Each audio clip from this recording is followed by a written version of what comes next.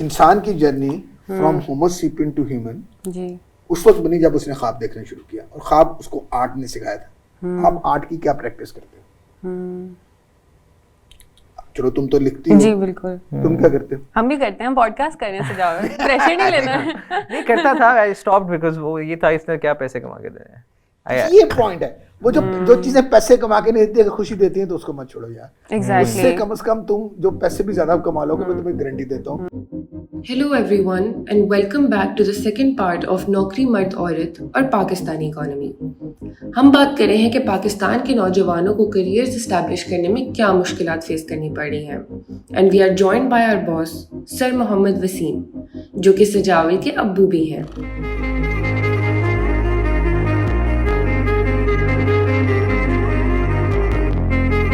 अभी तक हम ये नहीं निकाल सके घर वालों को समझाया जाके कि यार ये हम मास्टर, अगर ये नौकरी ग्रेजुएशन में नहीं मिली तो फिर मास्टर क्यों करते हैं? साहब आप जरा इस पर रोशनी डालेंगे। ये घर की एक डिस्कशन है, मेरी वालिदा को बड़ा इशू है कि मैं वालिदा तो एक सिंबल है, क्योंकि हम सब लोगों को उनको भी स्टेटस को है कि मेरा बच्चा पीएचडी है, बट नहीं, I decided not to do it. मैं तो नहीं करूंगा मास्टर्स। नहीं मैं वैसे मैं बता रहा हूँ, लेकिन अगेन तो वो वही बात है ना कि अगर नहीं है तो उसमें आप और इन्वेस्ट करके क्या मिल जाएगा आपको? नौकरी है ही नहीं। तो और जो है उसमें मास्टर्स अभी तो मुझे तो नहीं लगता है कि कुछ है, मतलब we learn so much on the job. वही बात के जिस यूनिवर्सिटी या जिस स्कूल से आप आ रहे हो, आपको प्रैक्टिकल नॉलेज तो किसी चीज की नहीं दे रहा है। आप नौकरी पे जाते हो, आप वहीं जाके सीखते हो। आपको हाँ बेसिक थ्योरी शायद पता होगी, बट उसकी एप्लीकेशन तो आप उधर ही सीखते हो। अगर आप में अडेप्टेबिलिटी ना हो सीखने की, तो मुझे लगता है कि अगर तुम सक्सेसफुली जर्नलिज्म भी कर सकी तो जर्नलिज्म की तो वो थ्योरी भी नहीं पढ़ाते, और तुम जो चीजें तुम आज सीख रही हो या तुम कर रही हो, ये इसलिए तुम्हें कि तुमने विलिंगनेस है सीखने की। तो हमारे यहाँ बच्चे जब डिग्री के बाद उनकी वो ख्वाहिश भी मर जाती है। बल्कि आपके साथ तो मेरी पूरी ये बहस होती रहती है कि जो मैं पढ़ा है मेरे काम नहीं आ रहा। आप उसके बजाय कि पढ़ा काम नहीं आ रहा क्योंकि वो बेकार था, उसको मानने के बजाय आप उस बिजनेस को बेकार कह देते हो क्योंकि इसमें अप्लाई नहीं हो रहा। इसमें मैं एक चीज़ कहना चाहूँगा, ये जो आपने इंडस्ट्रियल रेवोल्यूशन वाली बात की थी, उसमें ये चीज़ एक सामने आती है जो हमें भी समझना चाहिए कि यूनिवर्सिटीज़ या एजुकेशन सिस्टम पूरी दुनिया का इज़ अ वास्ट इंडस्ट्री, और जितनी कोई बड़ी चीज़ होती है वो अडेप्ट या अपने आप को वक्त के साथ बदलती उतना आराम से है। तो ये वाला जो भी यूनिवर्सिटी का सेटअप है वो इंडस्ट्रियल रेवोल्यूशन के बाद रखा गया था कि जी पढ़ाई हो, हमें ज़रा वाइट कॉलर लेबर फोर्स चाहिए और लोग आए पढ़ें, टेक्निकल स्किल्स लेके आए, हमारे लिए काम करें।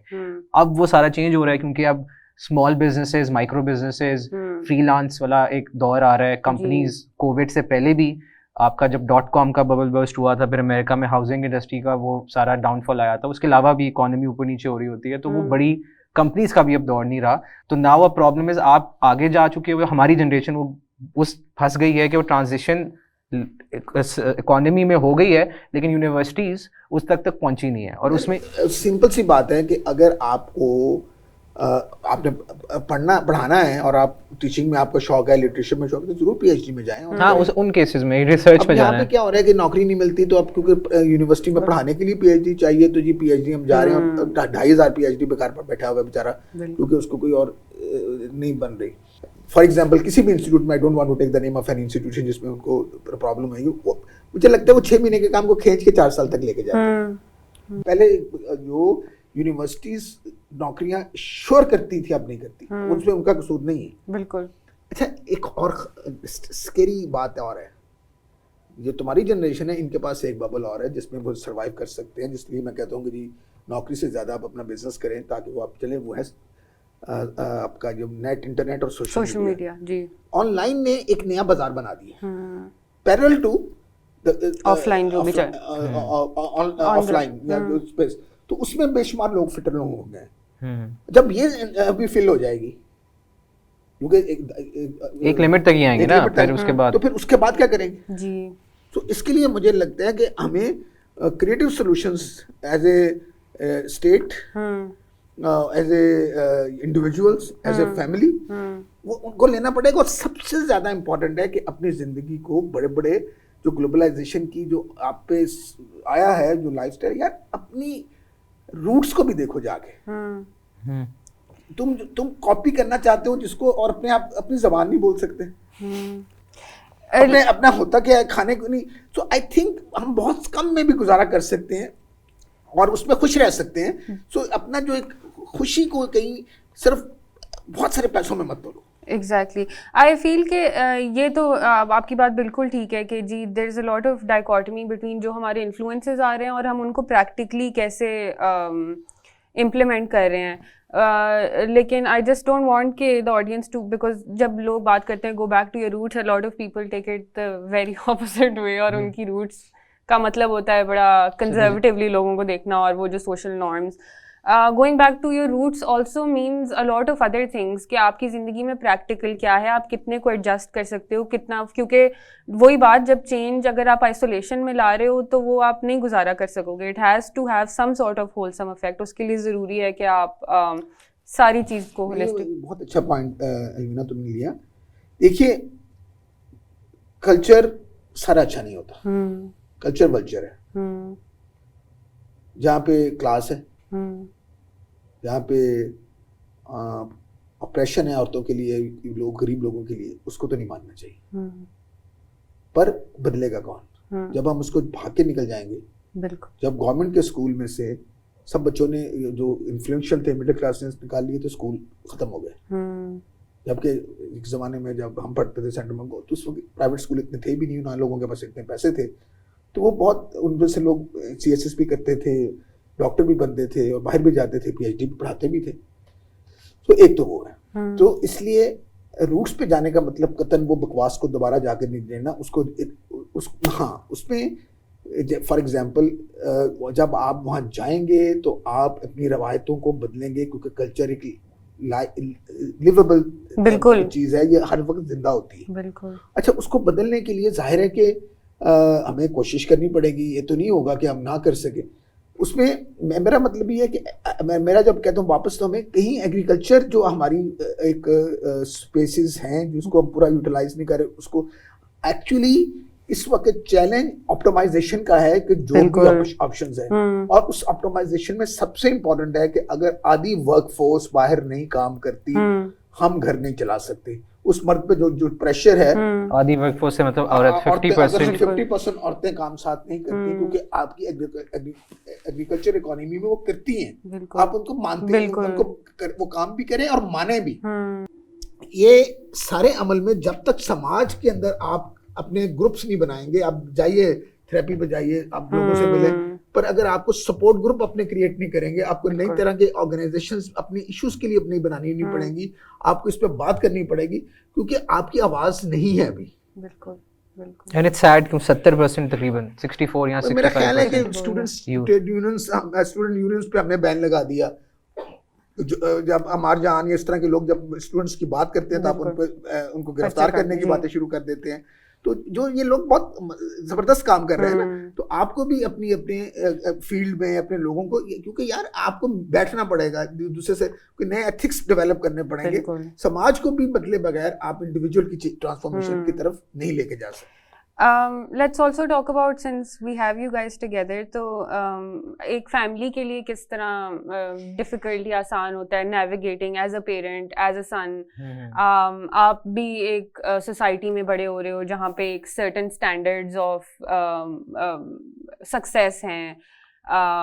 Then you also have a father who changed his entire career, is very successful. Do you feel a pressure? क्या मतलब, what are some of the challenges? Of course you do. If you don't want to talk about it. नहीं, I'm just laughing because यार it's challenge में ये नहीं था अभी कि ओ ही सक्सेसफुल यहाँ आया। ऑफ कोर्स मैं तो वो ऐड कर रही हूँ, लेकिन जनरली लोग समझते हैं, पता नहीं सक्सेस और फेलियर होता है। I mean I don't know कि सक्सेस को हम उस तरह डिफाइन करें कि able to sustain yourself, sustain financially, sustain जिस जो गोल्स रखे थे कर लिए, बिजनेस शुरू हुआ, एक दो और शुरू किए, बंद नहीं किए, बोले। लेकिन उसका प्रेशर इतना नहीं है। ज्यादा प्रेशर ये था क्योंकि जब मैं जिन स्कूल्स में, जिन यूनिवर्सिटीज में गया था, तो एक टिपिकल अप्रोच थी कि डू गुड, आप डू गुड, ग्रेड्स अच्छे लो, यानी ग्रेड्स अच्छे लिए। घर से प्रेशर था? नहीं, स्कूल से आप करो, अपना को करिकुलर एक्टिविटीज में भी रहो, वो भी कर लिया, go to a good university, वो भी चला गया, हाई GPA लो, डिस्टिंक्शन से ग्रेजुएट हो गए, वो भी कर लिया। पर जब जॉब्स लेने की बारी आई तो फिर वहाँ पे समझ आई कि यार जो अब्बा कहते थे वो बात सही थी, बिकॉज अगेन वो एक वही थी typical approach, go through the system, get good grades and आपको जॉब मतलब मतलब आप- everything is set set for you. हाँ जी पर जब ग्रेजुएशन आई स्टिल रिमेंबर जब वो जॉब फेयर और वो चीज़ें चल रही थी इट केम क्रैशिंग डाउन, वो एक गंदी डिप्रेशन मुझे हो गई थी। मैंने कहा सब कुछ किया, मतलब क्या सीन why है। isn't it it working was literally like a rat race, मतलब एक सादी सी जॉब के पीछे कोई 5-5 6-6 जी जी बंदा, बिल्कुल एंड मैं तो वो मेरा एक बहुत डिफाइनिंग मोमेंट था। एंड देन बाद में मैंने डिसाइड किया अच्छा चलो अब फिर वही बात आती थी कि यार जॉब्स जो अभी हम आर्गुमेंट सुन रहे हैं कि यूनिवर्सिटीज़ उस तरह फेल कर रही हैं, ये सिस्टम नहीं है, जब तुम अपनी पीक पे जाओगे नहीं होंगी नौकरियाँ, यू कांट रियली सस्टेन उस तरह, ये वाला हाँ। लाइवलीहुड नहीं सस्टेन कर सकोगे। तो चलो मेरे पास थी ऑप्शन एक फैमिली, उसमें एक अलग था, लोग कहेंगे बाप के बिजनेस में चला गया है, इतना पढ़ने का क्या फ़ायदा, जाके वे रोटियां तोड़ता होगा बैठ के, जो कि नहीं है ऐसा, because of people course who know नहीं माय है डैड there's यहाँ पे बहुत डिफरेंट वर्क एथिक होता है, और आप um, मतलब इट्स वेरी डिफरेंट। वो भी एक प्रेशर था, जी। एक रहता था। फिर उनसे ऑब्वियसली मैं क्योंकि एक एफर्ट करके यूनिवर्सिटी और मैं वो लाइफ जीने की कोशिश कर रहा था, एंड ये कॉन्स्टेंटली नॉट उसको चैलेंज एक मौजब तरीके से करते थे, तो वो एक वो प्रेशर ज़्यादा था। if I may, can I know कि मतलब you mentioned it before as well कि Abba had a very different opinion. What was the opinion and how was it for you to take it? यार opinion इनका एक strong इसलिए था, he is someone जो he tried and tested ना, even उस जमाने में जैसे आपने बताया 37 की एज में जॉब छोड़ दी, फैमिली थी, इनकम थी, मतलब एकदम रुक गई, नया बिजनेस स्टार्ट किया, फिर उससे चीज़ें करके एक्सपैंडेड, एंड देन तो वो दुनिया फिरी फिर सारा, तो उनका एक जो माइंडसेट है वो उसको काउंटर करना बड़ा मुश्किल हो जाता है। फॉर एग्जांपल मैं जब बाहर जाना चाहता था यूनिवर्सिटी पढ़ने के, तो उनके कोई दोस्त हार्वर्ड में, कोई ऑस्ट्रेलिया में पढ़ा रहा है, उनसे बात करवा देते यार कोई फ़ायदा नहीं जाने का। तो इट्स डिफिकल्ट टू उनको कहते हैं ना पेरेंट्स को ज़रा स्टूपिड बना के अपना काम करवा लो, वो नहीं होता था। लेकिन वही था, इतना स्ट्रॉन्ग वर्डेड था कि एक लिमिट के बाद मैंने रिटेलिएट किया था। मैं कहा नहीं, बिकॉज उनका सिस्टम जो था वो थोड़ा स्केरी था ना, वो रियलाइजेशन के लाइफ बेटा आप पढ़ लिया आपने अच्छे स्कूलों में, अच्छी यूनिवर्सिटी में, फिर भी doesn't guarantee anything, no one can guarantee anything. तो जो उनका वे था, मेन गुस्सा उन पे नहीं था, बट द फैक्ट कि यार मतलब अच्छा, मतलब बीच में मानना भी शुरू कर दिया था, लेकिन आर्ग्यूमेंट यही थी कि यार इट्स अ स्केरी थिंग, इस चीज़ को मानना, अगर इस पे आप अमल करते हो तो यार सब कुछ जो झूठ था चलो मान भी लिया, लेकिन आगे अब क्या करे बंदा। तो वो चीज़ जो अगेन आई फील कि हमें भी, मैं भी if I talk to my friends, उनकी तरफ से भी मैं I can see that reaction, दिल में पता है वो बातें, लेकिन इतना हम इन्वेस्ट हो चुके हैं, इतना उस बबल में घुस चुके हुए हैं कि अब निकलना भी बहुत मुश्किल हो गया है। मुझे इसमें सिर्फ एक बात आती है कि आप इसको इधर और ना बनाओ, university is not all bad. Of course, जी जी, इसको क्योंकि यहाँ पे हम लग रहा है कि जैसे हम वो पूरे एजुकेशन को ही नहीं करते, क्योंकि वो आपको एक अगर अच्छा ह्यूमन बनाती हैं, आपको एक कॉन्फिडेंस देती हैं, सोशलाइजेशन के तरीके सिखाती हैं, तो नथिंग बैड अबाउट दैट। तो ये जिंदगी में भी रखो कि हर चीज ब्लैक एंड व्हाइट में नहीं होती। दूसरी बात ये है कि एक्चुअली जो इसने बात की वो बड़ी इंपॉर्टेंट बात है, हमारा एजुकेशन सिस्टम ये प्रूव करता है कि जी हमारा जो रूट्स है, पेरेंट्स हैं वो स्टूपिड है। वो कोई चैलेंज ये है कि वो स्टूपिड बनाया नहीं जा रहा। ये जरा गौर करना कि हर पढ़ा हुआ लिखा बच्चा अपने माँ बाप को अहमक समझता है। इधर मुझे आपके दोस्त ताहिर मलिक की बात याद आती है। उस दिन हम जा रहे थे तो उनके भी आपकी तरह के व्यूज हैं। आपको क्या पता है? उन्होंने ये बात की कि बच्चा पहले अंडरग्रेड करता है, ठीक है, फिर अम्मा अब्बा को कहता है कि यार चलें नौकरी अच्छी नहीं मिल रही, मास्टर्स कर लिया जाए, तो अम्मा अब्बा से 1-2 करोड़ रुपया लिया जाता है, फिर बाद में आके मास्टर्स किया जाता है, फिर अम्मा अब्बा यार जरा कर ही लिया तो 1 साल का PhD या 2 MPhil या जो भी आप, मुझे इतना नहीं पता, करके उनकी किटी हाली करके आप अपना पूरा करके एंड फिर घर पे बैठे होते हो। और वो भी कुछ बच्चों के वो भी एस्केप होता है। फिर आगे कहते हैं क्या माँ बाप हैं आपकी वाकिफियत ही नहीं है, एक नौकरी तक तो दिलवा नहीं सके, आप अपनी जिंदगी पर किया क्या है? ऑफ कोर्स ये हर एक के लिए क्यों नहीं है, हर एक के लिए बिल्कुल क्यों नहीं है। ये कहने लगी in certain cases it's justified, हम वैसे कॉन्ट्री पे बात कर रहे हैं। आप even from your own example you can see कि there are lot of behaviours that parents facilitate, there are lot of behaviours parents don't facilitate. तो वो फैसिलिटेट कर रहे होते हैं कहीं ना कहीं कि आपकी टीम में से उनके पैसे निकलवा लो, क्योंकि उनके लिए भी तो होता है ना। अगर आप सोसाइटी की बात करो कि बेटा एटलीस्ट PhD है, मास्टर्स है, और वो एक चीज आ जाती है। नहीं यार, तुम एक एग्जांपल हम बात करें, देखो माँ बाप के पास भी क्या है। पाकिस्तान के मेरा दोस्त है एक अदनान कादर, वो बहुत बड़े एक रिसर्च यूनिट है यूके में, उसको लीड करते हैं, हार्वर्ड में भी पढ़ाते हैं। उसने एक दफा बात की थी कि average parent Pakistani south Asia में सबसे ज्यादा अपने बच्चों की एजुकेशन पे इन्वेस्ट करता है।